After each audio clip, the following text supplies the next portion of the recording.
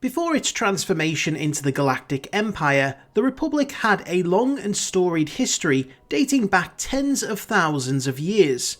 This wasn't just a cultural history, but a proud military history too. Yet, when the Separatist Alliance was formed and a civil war was threatening to spread across the galaxy, the Republic found itself with no standing navy to speak of. They were forced to rely upon a newly created clone army commissioned in secret by the Jedi-Sith War, who had foreseen the coming war and acted against the knowledge of the Jedi Council in contacting the Kaminoans. It was this turn of events that would be the beginning of the end for the Jedi, as Sif Diaz was killed by Count Dooku, who would take over the project and oversaw the implantation of the control biochips, which would eventually allow the clones to betray and slaughter the Jedi. How was it that the Republic had seen their military strength fade so thoroughly that they had no other choice but to utilise and trust this mass army of clones, or face utter defeat at the hands of a rising storm of separatism, who themselves had amassed a large droid army suspiciously quickly? It all ties back over 1,000 years before, and the end of the last great war between the Jedi and the Sith,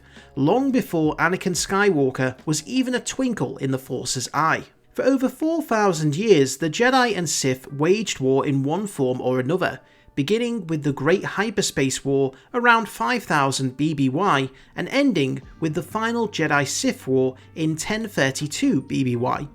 Though the Sith were defeated and forced into hiding, the galaxy had suffered greatly and devastation was widespread, as not only had the Republic been fighting the Sith, but they had also been engaged in combat with Mandalore. This prolonged period of war left what was known as the Old Republic weak, and ultimately it broke apart and had to be reformed into what was traditionally known as just the Galactic Republic.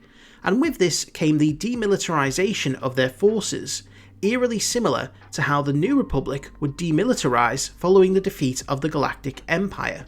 Amazingly, for the next 1,000 years, the galaxy was able to exist without any major military power. This was due to a few factors.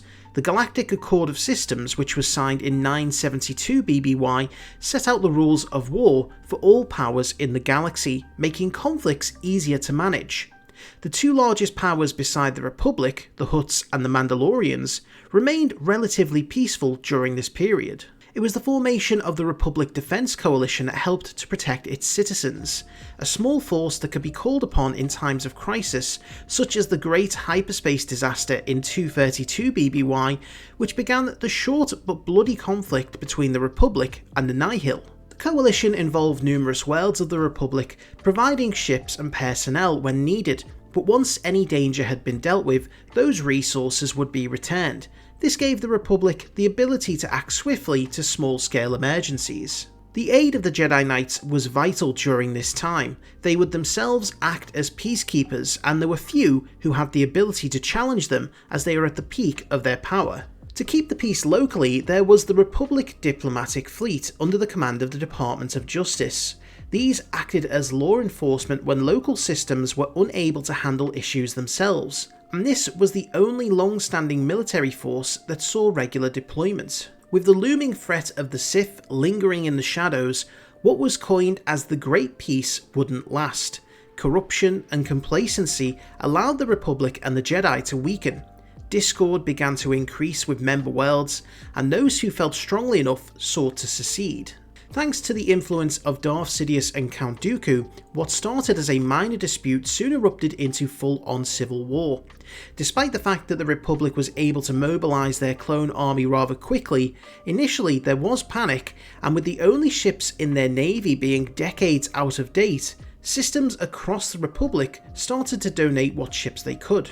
Smaller, localised defence forces like the Coruscant Home Defence Fleet were established following the Military Creation Act. 12 Acclamator-class assault ships, provided by the Kaminoans, and supplemented by prototype V-19 Torrent starfighters, formed the first battle groups in this new navy. Eventually this fleet grew, though a large number of diplomatic and civilian vessels were converted to cover a lack of smaller cruisers in the early parts of the war. Within months, the Venator-class Star Destroyer was being deployed throughout the Republic Navy, and galaxy-wide conscription allowed for officers and other ships to be forcefully obtained to reinforce their numbers. Within the space of just a few years, the Republic had gone from no standing navy to a fighting force of over 1,000 Venator-class Star Destroyers and over 3 million clone troopers.